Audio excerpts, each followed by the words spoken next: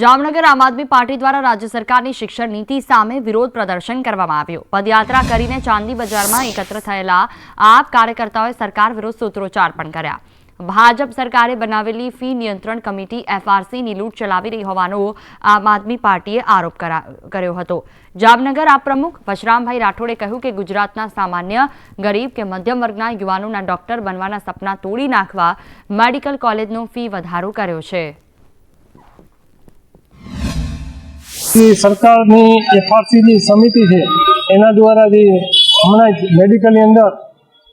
फी अंदर भाव वधारवामां आव्यो एना विरुद्ध में आज अमारी पदयात्रा हती अने पूर्ण करी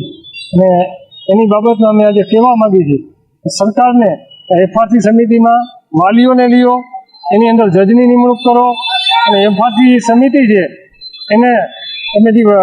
सरकारे जયારે भाव વધારો સતત પ્રાઇવેટ કંપની કરી ત્યારે સરકારે એની કમિટી બનાવી હતી, પણ આ કમિટી જ અત્યારે ખુદ ભ્રષ્ટાચાર કરવાને જેમ પ્રોત્સાહિત કરી રહી હોય તેમ સતત પ્રાઇવેટ સ્કૂલોને ભાવ વધારો ફીમાં કરવા દઈ રહી છે અને એટલો બધો ભાવ વધારો થઈ ગયો છે કે મધ્યમ વર્ગ અને ગરીબ વર્ગના છોકરા મેડિકલની ફી ભરી શકે એવી પરિસ્થિતિની હતા ને, ડૉક્ટર નથી બની શકે। જે ભણી ગણી અને સારા છોકરા છે એ ટેલેન્ટ છે અને ગરીબ વર્ગ કે મધ્યમ વર્ગમાંથી આવેલા છે એ ગરીબ વર્ગના છોકરા આજે ડૉક્ટર નથી બની શકે એટલો ભયંકર ભારતીય જનતા પાર્ટીની સરકારે એફઆરસી સમિતિ નિમણૂક કરી છે એના દ્વારા ભાવ વધારવામાં આવ્યો છે।